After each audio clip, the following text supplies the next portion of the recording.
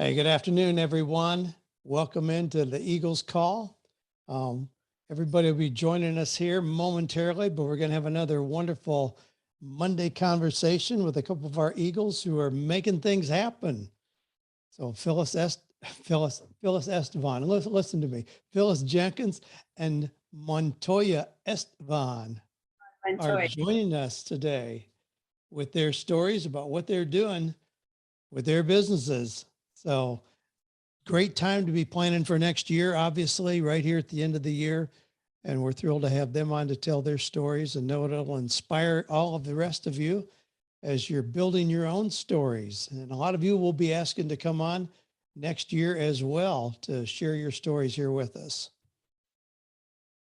So, Ashley, Sheila, what's going on in your lives these days? All right, I'm doing well and enjoying time in Florida and having a Christmas unlike the Christmases of the past 5 years. So for the first time in 5 years, actually being in a stationary house for Christmas and not in an RV in some random location.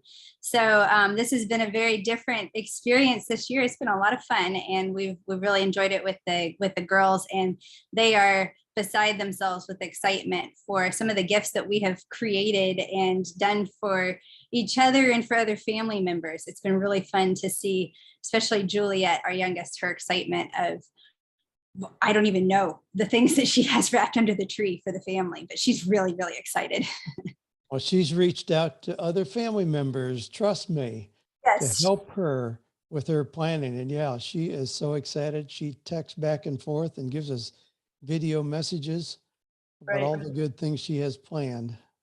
Yes. All right. Well, let me get into some announcements real quick, and then we can turn it over so you can talk with Phyllis and Estevan, because I am so excited to hear their stories. Last week was so fun just hearing two very different stories, very different experiences from Eagles. And so we are excited to do that again this week and to share more of stories of Eagles just like you who have come in and done great things. And I love that, yeah, although the stories are very different, the mindset of an Eagle is there, and that's that common ground that we can all be there together with that right network, right mindset, and right ideas. So before we dive into that, just some quick announcements here. Of course, one is just the regular reminder, make sure that in the chat, we would love to hear from you, love to hear where you're from, any takeaways, anything that stands out in the conversation, and any questions that you have. And the best way to do this is make sure that the little blue drop down says everyone and not just panelists and attendees, and that way we can all see what it is that you're writing as well. Sheila and I will be looking in the chat and making sure we pull any questions over to make sure that Dad sees those for Esteban and Phyllis as well. Now, as far as other things that are coming on this week, we have office hours tomorrow. I'm excited about this one. It is an entrepreneurial families panel. So it is going to be, I will be on this call, but also Yvette Davis, Nick Pavlidis, and Ryan Stoyer are going to be on the call. Now, I have, of course, gotten the pleasure of getting to know Yvette through the Eagles community. I know Nick from even beyond here with Dad's Mastermind, and I know Ryan from the Coaching Mastery program as well. So these are all Eagles that I'm thrilled to have us all together, because we have kids of different ages, kids of different interests, but definitely entrepreneurial families. So I invite you to be a part of the office hours. And if you have kids around, you want to have kids sit in on that call with you, ask questions, I welcome it. And I am sure that my kids will be within earshot. If I need to grab a husband or child as a part of the office hours conversation, I'll do it in a heartbeat. So it's a family event for entrepreneurial families, and we invite any of you to join us for that tomorrow from 7 to 8 Central. And the Zoom link discussion link will be put in the chat now by Sheila. All right. I'll have to share pictures of what happened here on Saturday when your three little girls were busy as beavers stuffing Christmas cards to go out to all the Eagles. Those are now at the post office and on their way. But they had a little assembly line that they set up where one would fold the card, one would put a little insert in there, put it in the envelope, another one to put a stamp on, and another one to seal it. And then part of the process too was to stamp on the outside a Merry Christmas stamp. So several steps, and your little girls coordinated that and worked like busy beavers. Oh, and they had a blast doing it and so loved it. And I remember doing that as a kid. And back then when we had so much snail mail and marketing through all of the paper mail that we were sending out, my goodness, the times that we had assembly lines of folding all of our papers and having the whole family and all of the friends and everybody else that was coming and having a big party out of it. So did they negotiate their pay as well as what Sheila said? You know, they did. And yes, they did get paid for it too.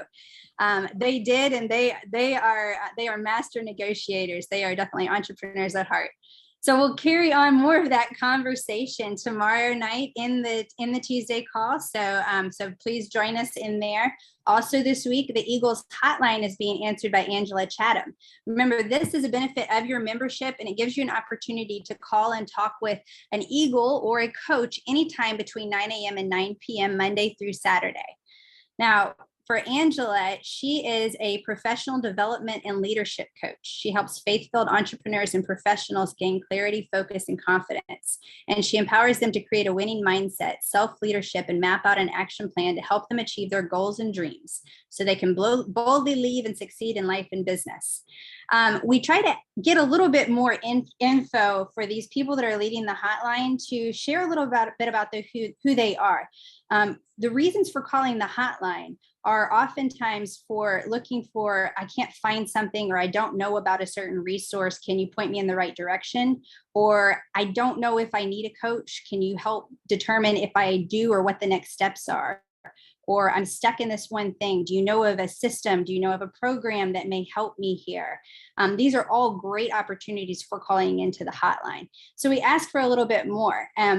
We asked Angela just a little bit more insight about anything that was important for her. And she wanted to share one of her favorite quotes is blessed to be a blessing.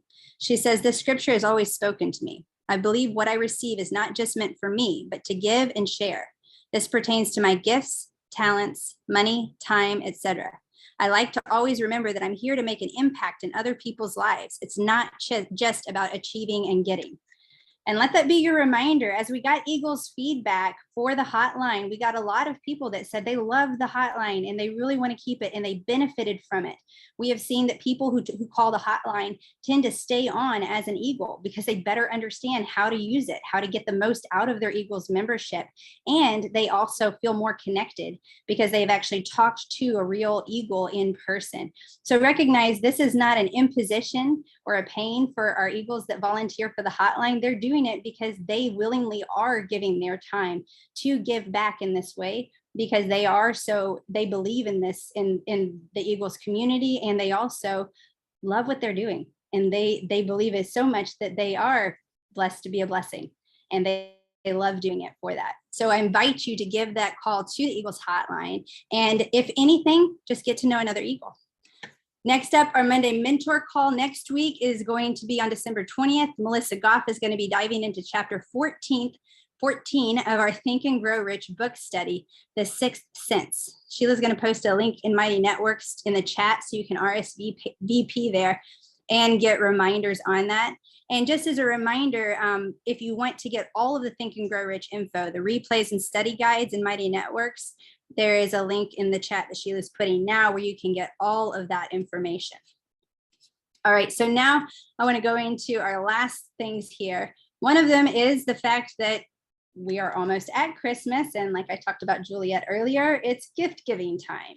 So what are some opportunities for you? You have some unique gift ideas just here within the Eagles community. Number one is supporting your fellow Eagle artists. We have a post for Eagle artists to share their products, so fellow Eagles can purchase unique gifts from them. You can get a unique, beautiful gift. Not only that, you get to tell the backstory of how you might know this person and know an Eagle. I told you all last week that I already have invested in some things with Madeline Hanlon's art and with Paul Joy's greeting cards.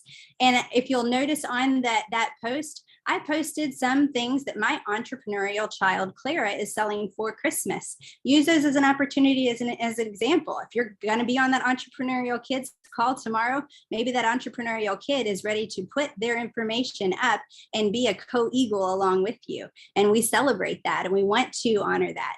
This is for eagles and for eagles' children. So we allow that to be a part of it. We always encourage the next generation for sure.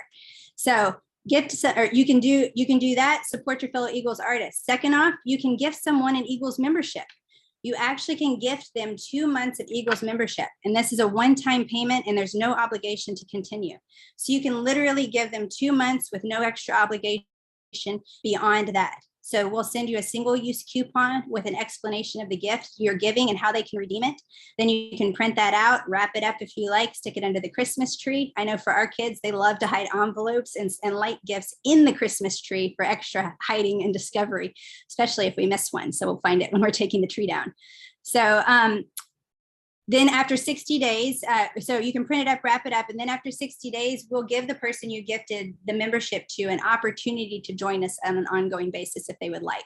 So this is a great opportunity to give somebody a no obligation chance to just get a feel for what the Eagles community is all about and determine if they want to then take the initiative and invest in this for their own development moving forward.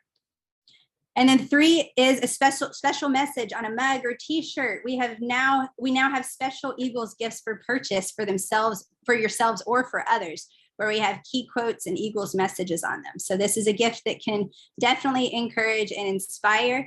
Dad's highlighted a few of these. Now, of course, I encourage these for Eagles. The really cool blue poster that's down on the bottom shelf of Dad's desk behind him is one of those things on the Eagles swag that we have, as well as the third shelf up, the canvas print there. So right there, you see 2 beautiful things for your own home office that definitely identify you as an Eagle. Anybody with those in those background, we know they're Eagles. So that's a pretty cool way to be associated with the Eagles. All right, our last 2 things here. We have a 2022 Eagles book study. We're gearing up for this in the Eagles community. And instead of doing what we did this year, where we went through 1 book over the whole year, we are actually going to do 1 book every month next year.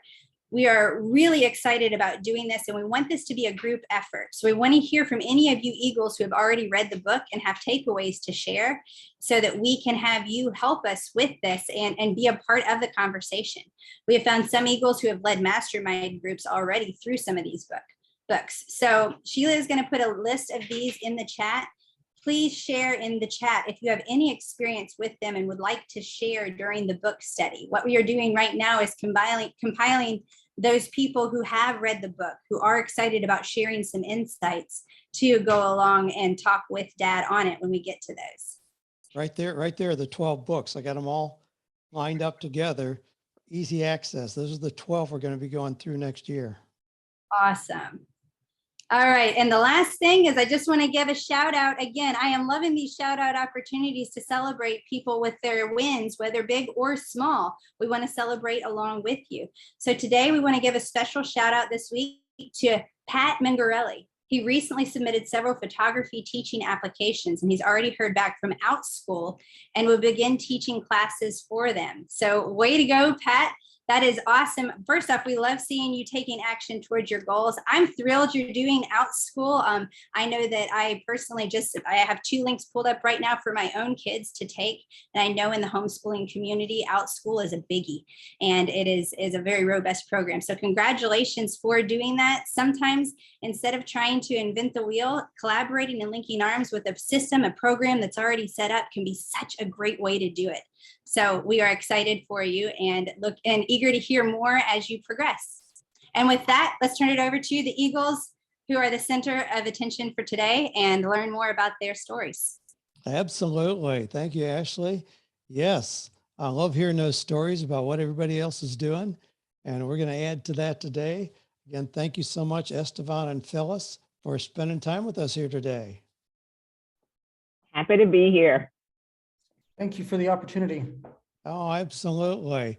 Well, you 2 share so much in common in terms of the motivation for what you're doing.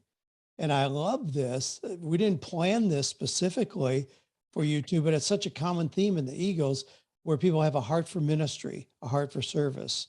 And you two are great examples of just extending that, but turning it into something where you also have income potential so you can continue to bless other people. So we're going to have fun talking about ways that you've done that.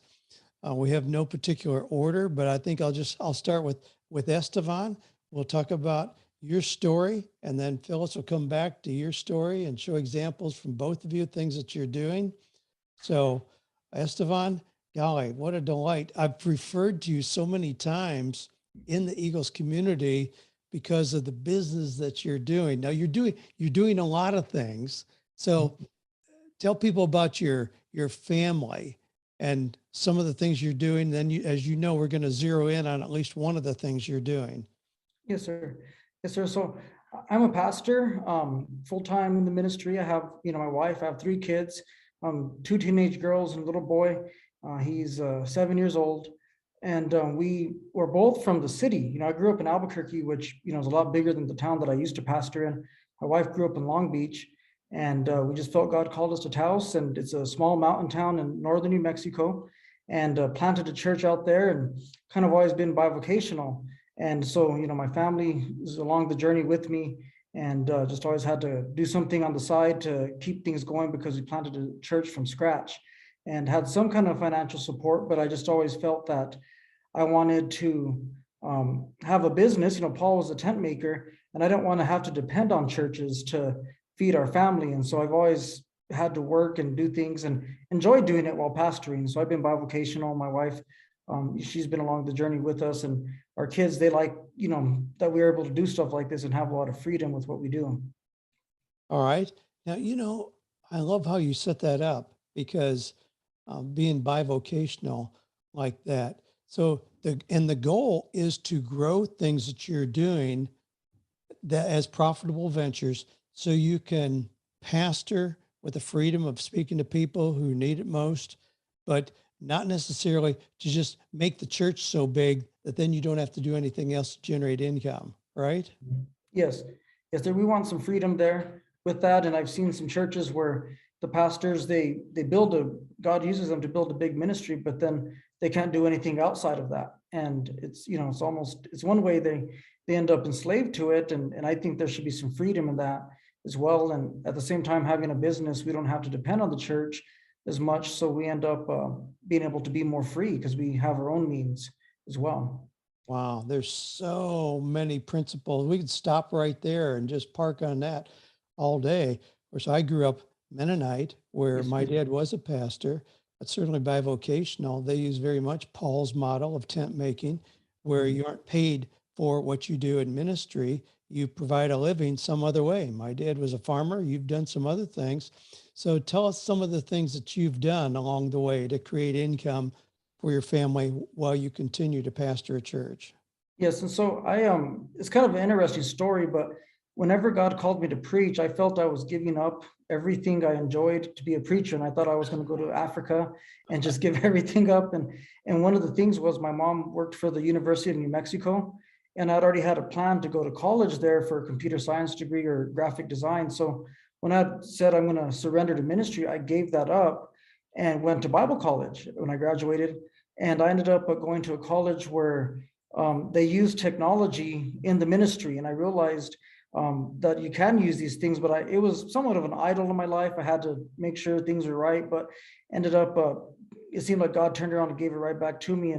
And so I've done graphic design work for churches, freelance work for years, made websites, gospel tracts, and ended up, doing some working for a company and things like that. So that's something that I've always done on the side, is just freelance design work, and in particular with churches, making websites and tracts, and been able to print almost 1 million gospel tracts for churches in the country. Plus I've made the files and given them to missionaries across the seas, and just gave them the files and they print in their own language and that kind of thing. So it's been a blessing to have that. And that's kind of been my main thing that I've done to feed the family, is that freelance work, and kind of stumbled into the fishing rod thing, but it's mainly been design. And then there's been different members in our church that, they'd offer me work, and I'd be out there from cutting weeds to doing fiber optic and telephone poles in the mountains and all kinds of stuff. And I loved every bit of it, by the way, because I love the mountains. I'd be out there and I'd see elk and deer and bobcats and everything, and get paid to be in the mountains. I loved it, and so it was good when we were there. We're in Albuquerque now back, but those are some of the things I've done. Okay. And along the way, you mentioned in your notes that you sometimes would fish really as provision of food for your family. Yes, and see, we lived in the mountains, and it was we got into hunting and fishing. I didn't grow up doing that, but there came a point where we did struggle, and I would have to provide through the land itself. And that's where I really began to learn how to fish, and it became I need to get this skill down because I need to take back my limit and that kind of stuff. And so that's where really I got started with the fishing. Eventually what happened is this: we're in Taos, and Taos is a very tourist town. There's a lot of ski slopes around the area. A lot of people from Texas and Oklahoma come to Taos, and Red River, these little mountain towns out there. Eagle Nest, that's actually one of the names of the towns out there. The Eagle Nest and Angel Fire. And so they would come and stay, and we would have these visiting pastors that would come to our church during their off time. And they would say, hey, do you know any fishing spots? Can you take us out fishing? It was usually on Saturday, and typical pastor's day off is Monday. So I said, yeah, sure, come on, let's go fishing tomorrow. And we'd end up going fishing. And so I'd take out several pastors every summer, about 10, 15 different pastors and their family, and kind of like guide them somewhat. They'd, pay for my gas and get a meal and that kind of stuff. And we'd go out there and fish. And I stumbled upon this style of fishing, is tenkara, because there's traditional spin fishing, and then there's, fly fishing, but this was a whole different style, but it's still very similar. You use the same type of lures, but the rods themselves don't have a reel on them. And I liked that because it's a real stealth type of fishing for the native trout that we're catching out there. And so I bought a rod like that. And every time I took someone out, they liked the rod, and I tell them where I bought it, and then they'd go to that fly shop and buy one of the rods. And so that's how I ended up, I sold probably about 10 rods for another company before I realized, hey, I think I could do this myself. Golly, I can't help but put up your site there. I want people to see that. A fishing rod with no reel on it, unique kind of fishing. But here you are, started out. I love the progression of how you lay out this idea. You started out fishing just to provide food for your family. You discovered that you enjoyed it. You discovered people who were not used to that saw it as a hobby, a novelty, and a reason to get out in the mountains and in the streams. You started teaching them how to do it.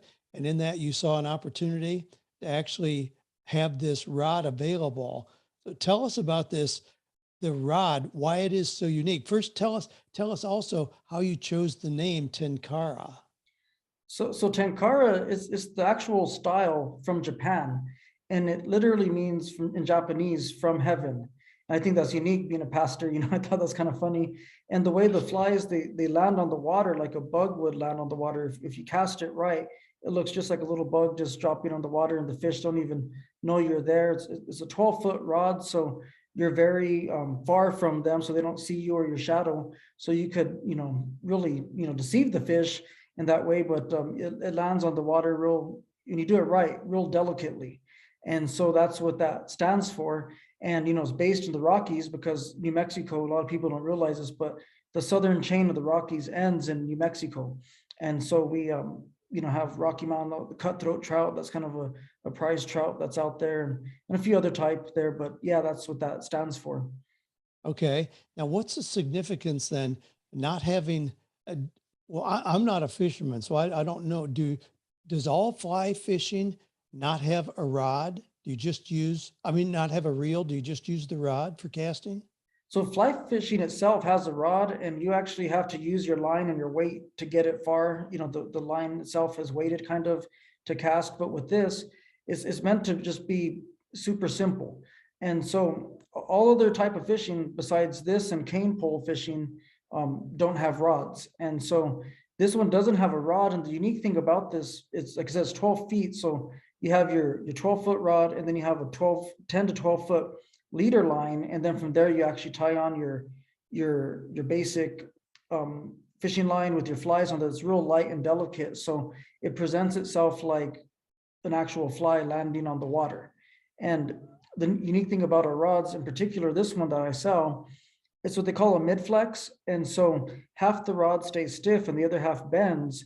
And so you'll see someone fishing and the rod looks almost like a candy cane when you're holding your pole there and the fish are going, and the way the rod extends and goes back and forth, it wears down the fish for you without needing to let the fish run and then reel it back in and run and reel it back in. And so it goes back and forth. So it fights the fish for you, but on top of that, you feel all the fight of the fish. And so it creates a rush for people, which on another note has been very helpful for pastors. And I say that because I've taken a lot of pastors out. And one time I had a retired pastor with me who's an avid fly fisher.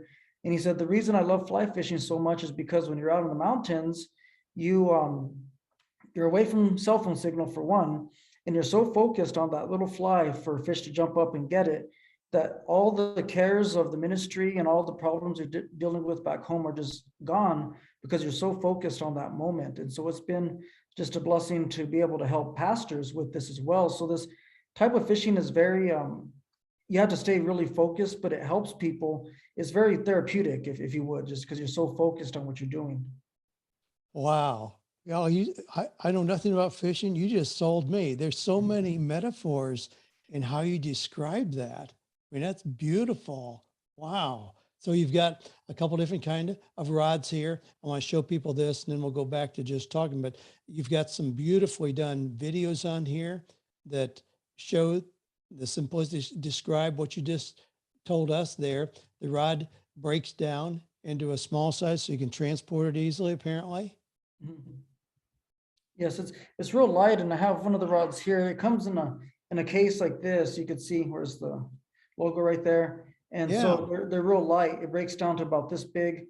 And if you have your vest or even just a little pocket pouch, you could have all your lures in there and your line. And you could literally, less than like 5 pounds, you have everything you need. And the significance about this rod, one time we went up in a backcountry hike. It was about 6 miles, 11,000 feet kind of hike to these alpine lakes. And I had friends that took their whole fishing rig up there, and it was so much for them to lug that around. The poles were long, and mine just fit right in my backpack with everything else and didn't add much to it, and just was able to get up there and hike with it and go fish in the alpine lakes. Oh, all right. Now, obviously, there's some sophisticated manufacturing here. We assume you aren't doing these in your garage. How do you handle the manufacturing and product fulfillment? So right now we get orders through Alibaba. You probably heard of that site. Yeah. It's you can connect with distributors and manufacturers throughout the world. And I connected with a company that produces the rods for several of the mainline competitors that I have, and was able to get my rod made through them. And so when it's all said and done, a kit cost me about $45. That's including the flies, the line, the boxing, everything. And then I sell them for the marked up price there. And I'm still underpriced compared to my competitors. And I started off lower, and I'm building my price up every batch I get in. So I order them in batches of like 100. And then as I start selling out and I have about 20 left, I'll order another batch. And right now I have 2 other people that are investing with me, both pastors, by the way, and entrepreneurs, and they're helping fund the next order, which we're going to do an order. Really, our goal is to do an order of 1,000. So we're doing 200, and then we're going to do another 200, and then the 600, and try to get those into the stores. One of the pastors, he knows a person who is high up in a pretty large chain for outdoor stores, and we're gonna we sent him a rod, but right now trout season's kind of out, so we're gonna try to get into the stores next spring and summer is our goal. Okay. And so everything right now comes to me, and I fulfill the orders though through my website. I have it all. They manufacture everything, but I put together the fly boxes and everything like that. And I have someone in Kenya that ties my flies for me also, because I used to tie my own flies. But just to give you an idea, if you go to a fly store, one hook, one fly costs anywhere between $2 and $4, and I can get a dozen flies for $3.50 from this individual. and I have to order a minimum of like 10 dozen, then I have to pay for the shipping, which is like $40, which isn't much. It ends up being like $3.90 a dozen, which is what you pay for one fly, and I get 12 flies for that. And Whoa. so I get all that wholesale pricing, and the man happens to be a member of a church out there from a missionary that, is connected somewhat to our ministry. And so it's kind of neat to be able to help this guy. He's feeding his family and all that. And it works out. It's pretty neat how it all came together. Wow. Again, the lessons in here are just astounding. Of course, Jesus connected a lot with fishermen and Yes, talking sir. about us being fishers of men. And you are that, but you're also teaching people to fish for fish. But I love those connections. Yeah, using somebody who's connected with your church ministry to actually create the flies for you. So you've got the manufacturing handled, and you've described the concept that it cuts your cost dramatically to order in larger incremental numbers. And for that, you've got some outside investors that are helping you increase the quantity orders, get your costs down. A lot of pieces moving here. One thing I know people are wanting to know, and that is, how are you marketing this then? So, and I see on there, they asked where my website was made, and I'll get into that marketing. It's a WordPress website, and I use the Divi theme for that. I've done a lot of web design stuff, so I did that. And what we do is, we used to be wedding photographers also on the side. And so we have the equipment to go out and take pictures. And so my wife goes with me, and she'll take pictures with me, and I have her and waiters, and we're out there taking pictures and all that kind of stuff, and recording on our phones, because our phones are capable of 4K video, and we put all that stuff together. And basically it's been through social media, and from social media to word of mouth is how it works from there. And through that social media, I was able to get into several fly shops in New Mexico, and so I have several stores that are selling my products already, just specifically for fly fishing. And then I sell online. I did Facebook Marketplace for a little bit as well. That kind of got my first orders through. And because when I first did this, we actually got a tax refund, and that's what I used to buy my first batch. And then from there, ever since then, the rods have been paying for themselves to continue to order more until now this larger one there. But everything's been just word of mouth, and then social media is how it's been. And I haven't paid for any kind of advertisement. I need to start doing that, but I haven't yet, just because I'm waiting for this next batch of 200 to come in, and they should be in here about mid-January is what we're looking at. What's the lag time in ordering a quantity like that and receiving them? So right now it's slowed down. It used to be 3 months, but in the last year and a half, with everything that's happened that the whole world has felt, it's put it to 4 to 6 months now. And so and I contacted several people within the states that manufacture rods, and all of them, they manufacture, but the issue is they get the raw material from China. And so it's hard for them it takes them just as long to get the raw material, and then they'd have to also manufacture. So I just continue to order from China, because it would make it 6 to 8 months if I did it the other way here stateside right now. All right. Those are all great components of how you build a business. I mean, obviously you've done a lot of research and have this all figured out, all those different components. And that's what it takes, is just putting all those things together. What a delightful business. Now, so we're just ready to roll into a new year. I mean, what are your goals for this business? And we know you're doing other things as well, but for this business alone, what would you like to accomplish in 2022?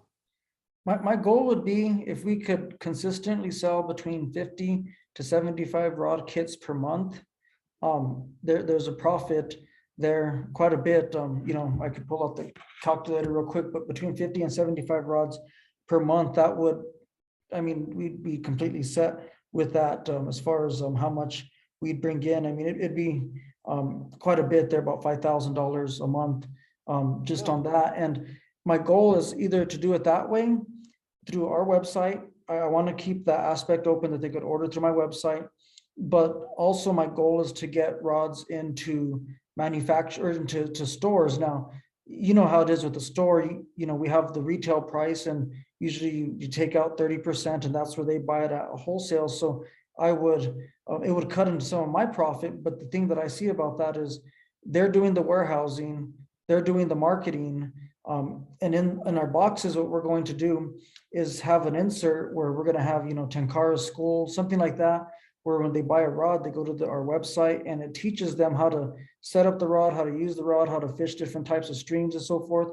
So we get them, even though they're buying it from a manufacturer, they're coming back to our site and they get free access to all this training just by creating an account. So I get their email address and can continue to market to them from that point further. But the stores are doing the warehousing, the distribution, putting it in their own sale ads and everything else. And I want to leverage the big boxes rather than having to just operate out of my garage. Yeah. Wow. That makes a lot of sense. You increase the quantity dramatically, even though you reduce your profit. But as you described, your margins are about $45 in cost. You're selling them for $130, $140. Reduce that even by 30%. You're still doubling your cost, which if you're doing that in quantity without having to do the product fulfillment and marketing yourself, that's a great model. So that's our goal. And then we just make one really good video a month out on the rivers. And one of the goals too is to get to every state in the Rocky Mountain chain and fish whatever major river there is, and then be able to feature that video like a 5 to 10 minute long high action fishing video and with my rods there. One of the things, and I know we're going to move to Phyllis here. We could go on forever, and I love this story. But one of the things that we see a lot in these high-end products is that this is not a one-time transaction. Sometimes when we're in products, you have a one-time transaction and people would never need it again. But we know in this arena, people who are avid golfers, tennis players, or whatever, they want the latest, greatest. They want the next edition. I had somebody send me a real high-end top. It's called Forever Spin, and it's really fascinating to get it going. But I get every week from them new versions, new models, new colors, new metal components and all for additional kind of tops that I may want to purchase. So I think you're really onto something here to continue to get. I love the way you describe getting the back end contact for customers, even if they purchase through a shop somewhere or online where it doesn't come directly from you, but you lead them back to you to then nurture that relationship and then be offering them new rods as you develop them. All right, my friend. Hey, thank you. Oh, hey, one last thing. I've got to have you tell people this. I know that you know the difference between a man with a well and a man without a well. Yes. And the difference is the man with the well didn't stop digging. You are so right. A lot of people stop short of hitting water, and sometimes they're only 3 feet short. Well, what an inspiration. Thank you so much. Stick around here. We may have more questions come in, but I do need to switch to Phyllis as well to start talking about Phyllis's project, the things that you're doing. So Phyllis, let's start in kind of the same place. Tell us a bit about your family constellation and what opened the door to the things that you have such a heart for doing today. Thank you. My story starts a little over 12 years ago when I heard these words, Mrs. Jenkins, you are lucky to be alive. My patient in the other room is not going to make it. Those are the words that my pulmonary specialist said. I had a pulmonary embolism, which was blood clots in both of my lungs. And so I left that hospital after a 5-day stay saying, God, you took her, but you left me here. What more is there for me to do? And so for the next 2 years, Dan, I went on a journey looking for my purpose, my God assignment, only to discover that it was inside of me all the time. I have always been a journaler. Back when I was a little girl, we call them diaries. And so I fill diaries up, my stories, my days, my journals. And then I am a natural encourager. So when I put the two together, we discovered the powerful journey, and that's what God has me on, a powerful journey to help other women tell their stories.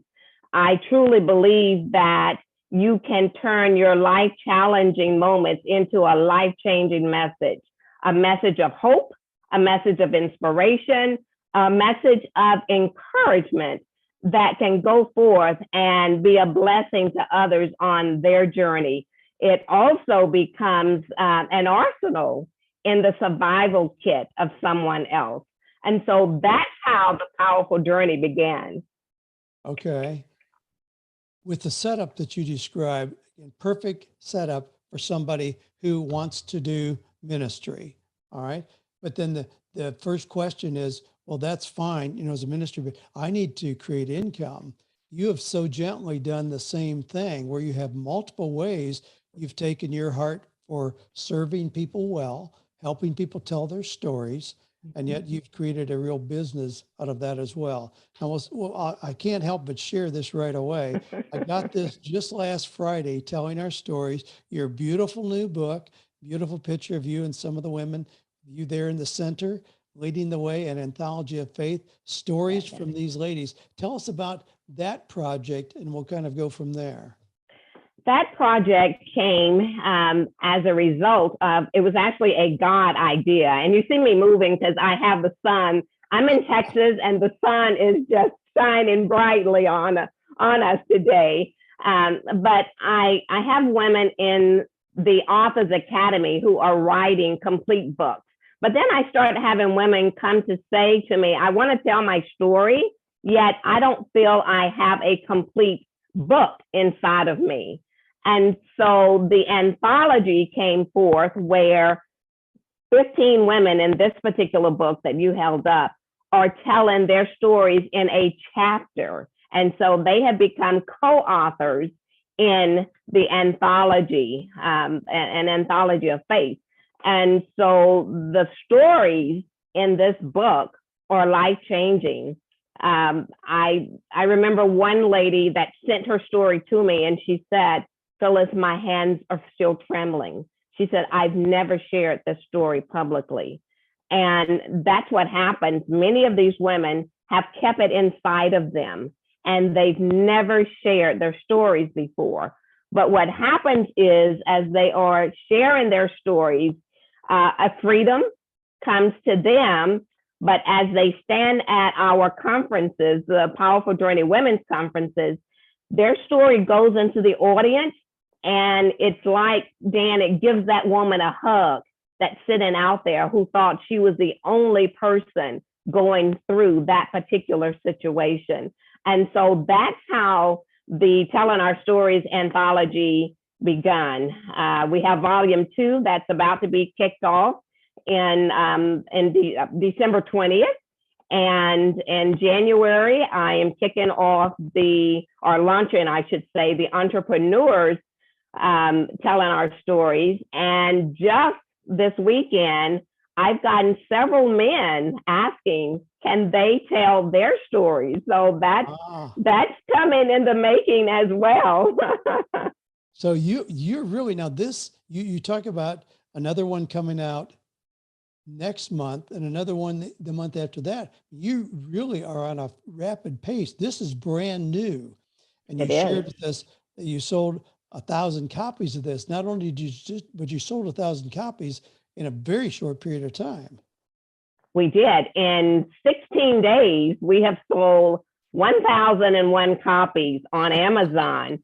And we actually made the new release, number one new release list on one day. So we were super excited about that. But more than that, Dan, I'm excited because the women, to see them and to see them reading their stories and having it in a book, the tears that are flowing from their faces because they are getting their stories out there and they know that their stories are changing lives. We have gotten testimonial after testimonial of how their story has connected with another woman. Oh my. So the things you're doing now, I've got a list here. So I've got a cheat sheet, but you've mentioned multiple things that you're doing to connect women, bring them together. The Authors Academy, describe that a little more fully. Yes, the Authors Academy is a 9-month course. I actually have 2 going right now where we're meeting via Zoom because I have a woman who is in Paris, France, who is in the class. I have women all over. And so we meet once a month and we are helping them to write their stories to publish a book. In between the meetings, the monthly meetings, I do accountability sessions with them where I'm making sure that they're on target to complete their books. And we also have our weekly wins in a Facebook group where we are cheering each other on. So it becomes like a sisterhood with these ladies. So it's a 9-month program and you've got 2 groups going on. Correct. Now so there's a lot of people out there who want to write books, who, have a story to tell, as you know, better than I, but how much the process, are you showing them how to get editors, how to do the layout, how to get it ISBN, how to get it on Amazon? Are you going through all the components of actually getting a book published? Actually, Dan, I have a team that does that. I have, once the manuscript is completed, then I have a team member who does the editing. I have a professional editor. I have someone who does the formatting. And then I have another team member who does the uploading. So, and then an illustrator who does the covers for the books. Wow. Okay. My goodness. So you've got Authors Academy. And then when you put the stories together like this in the book like this, I mean, tell us about the economics of that. You got the stories, you put them together, you're selling it. What does this sell for? Right now, it is still selling for $7.99, which is 50% off of the regular price. And that's how we were able to sell 1,001, because people are purchasing them for Christmas gifts. And we even had a businessman to purchase 90 books to give away to his clients. Oh. And so we launched it with the $7.99, which is still going on right now. Amazon ran out of stock. So I decided to go on and keep it at the $7.99. I will say that a portion of the profit of the book goes toward scholarships. I do 2 scholarships a year. One is to a single mom of a special needs child, and the other is to a graduating high school senior.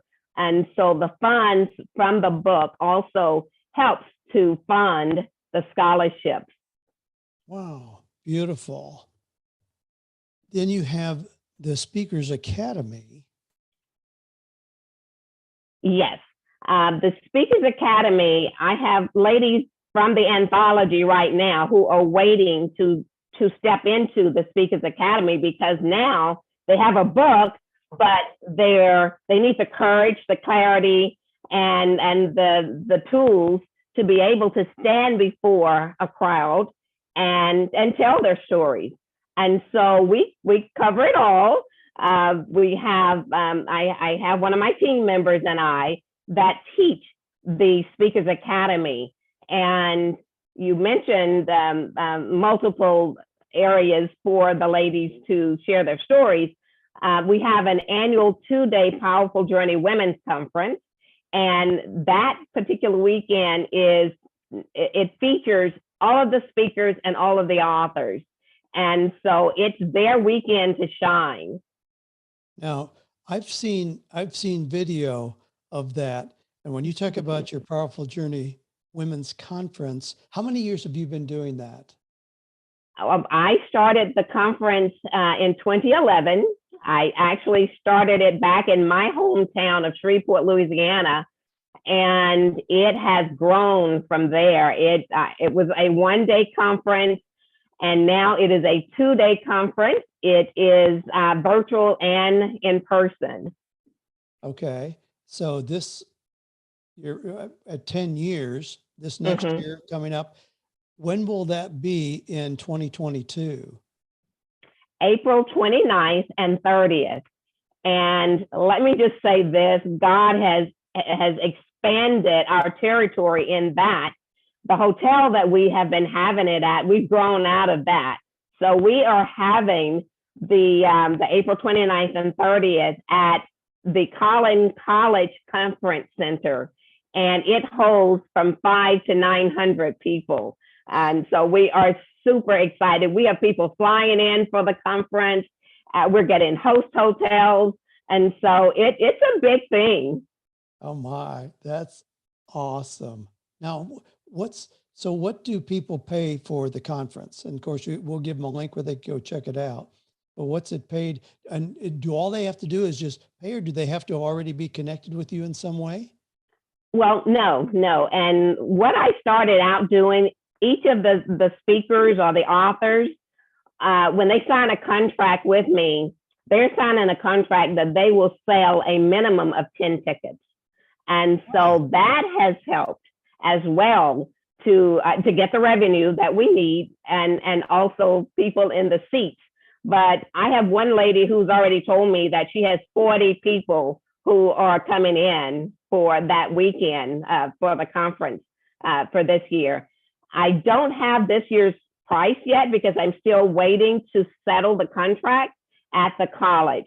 I will say last year it was $65 for virtual, I believe. But again, I will give my website today, and as soon as I sign the contract and we get our budget, we will know the exact price of the tickets for this 2-day conference. Okay, so you have the Speakers Academy, the Authors Academy. You're putting together these anthologies of women's stories. You have your annual conference. You're doing private coaching. So those are all ways that you are engaging with people, primarily women, it appears, to tell their stories, get it out there. But this is something where you expect this to more than just cover expenses. You expect this to be an income stream, and significantly for you. It already has become an income stream for me. I am doing this full time now, and God is blowing my mind. I was a school librarian. He has already surpassed this year of what I was making as a school librarian. And so he showed me that if I just became obedient to him calling me into his assignment full time, that he would do the rest. And he has definitely done that. Okay. Now we've got people asking here, and a logical question is, how are you letting people know? Are you still in Shreveport? No. I'm in Plano, Texas. In Plano, Texas. Correct. I'm in Plano, Texas. I have a social media manager who helps to get it out, but my main way is word of mouth.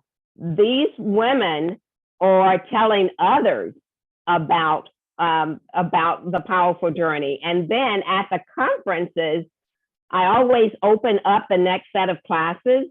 And so, Dan, I have a line of women waiting to register at that conference for the next set of classes. So it has served well. Wow.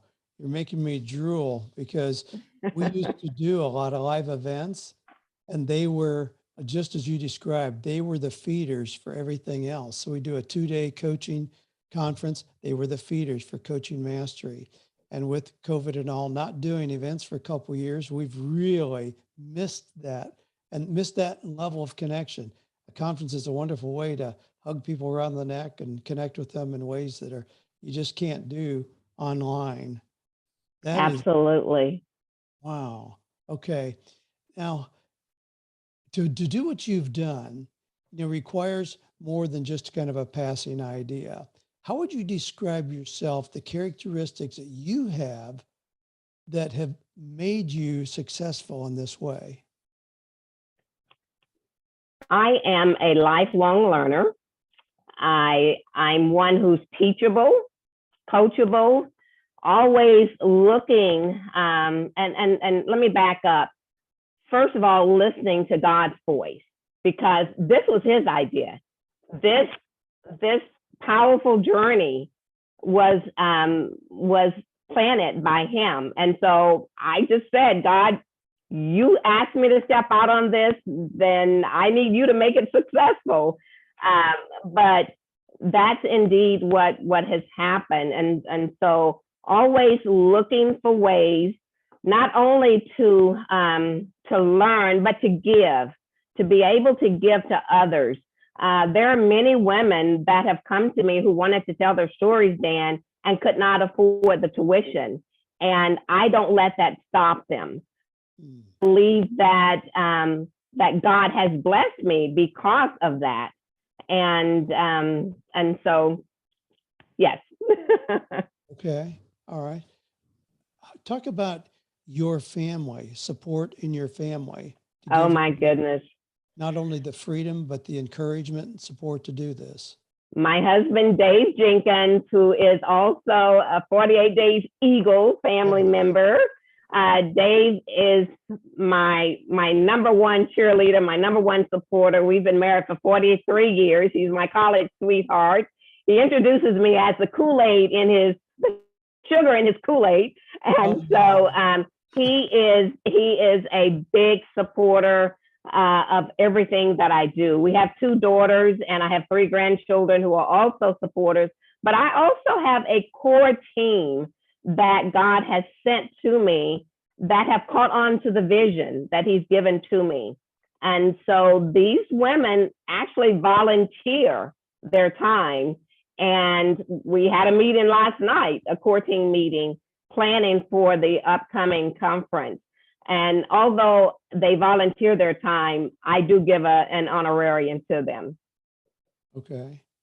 That's when there's something that is doing good in the world, something that is an expression of your passion, and it attracts other people. People want to be part of something that has a purpose, that has a clear sense of doing something, doing good in the world. I love that. It's always, it does. Yeah.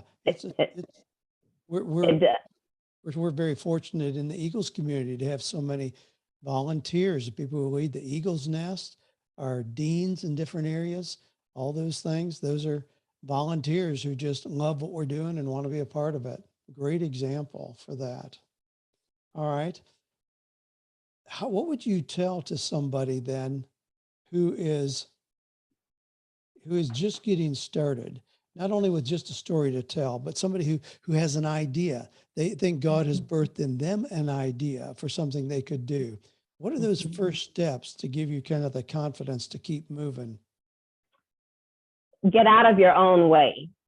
And I speak from experience. I printed this so you could see exactly what I'm saying. Don't let your eyes get in the way of God's vision for what he has called you to do. I did that. I had 2 more years before I would retire from being an educator. And I came up with all these reasons. I this, I that, I. And God brought me home, not the way I wanted to come home, but he brought me home and he showed me that I allowed my eyes to get in the way of his vision for what he had called me to do. So get out of your own way is what I would tell anybody who is listening today. And then also surround yourself with those who will catch on to your vision. Everybody, and you cannot tell everybody what God has called you to do. Be very careful with that. And don't ask permission from anyone else to do what God has called you to do.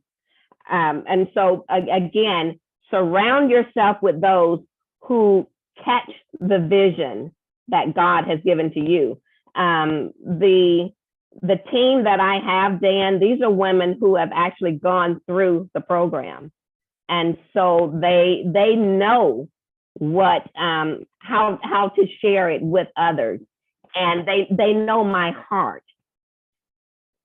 Okay. And that's what you shared there is so important. Right here at the end of the year, we're all aware of setting goals for the next year. And we know that there is a boost in accountability when we share a goal with somebody, but that isn't just random. You choose carefully people with whom you share your goals, those who are on the same path of success and excellence as you. If somebody's not winning, they're not going to be an encourager. They're going to be intimidated and point out the reasons you can't do what you say you're going to do. Exactly. They will talk you out of what God has called you to do if you let them. Absolutely. Well, this has been an absolute delight. Estevan, thank you so much. Phyllis, thank you for sharing the application of what you're doing. The products you're producing are so different, and yet there's so much similarity in the heart that you both have for being involved in ministry, showing people a better way, leading them well, and using the things that are natural areas of interest for yourself and just expanding those, which is a beautiful way to start then what can be a business. So thank you so much for being on here and sharing. We'll continue. Dan, I have a gift for the 48 Days Oh, I'm family. sorry. Yes. I have a gift, and it is a blueprint for your story, your significant story. If you will go to, and I believe that Sheila's putting the link in, if you'll go to tellingourstories.info, and you can grab the blueprint, that will help you to begin telling, even if not your personal story, your entrepreneurial story. Oh, thank you for that. Yeah, tellingyourstories.info. You can Yes. get that free blueprint. Wow. And we put up earlier the link to Estevan, it's Rocky Mountain Tenkara, which I love that term, that idea that it's heaven sent. You're going to trick the fish into thinking it's heaven sent instead at the end of a line. Great stories, great stories. I'm so proud of what you guys both have done, what you're continuing to do, the enthusiasm that you continue to share in the Eagles community and spreading the world, really showing people what being an Eagle is all about. Thank you so much for spending time with us. Those of you who are listening, ask questions as you wish in our community and follow the path that Phyllis and Estevan have paved for us here so well today. Bye. Thank you.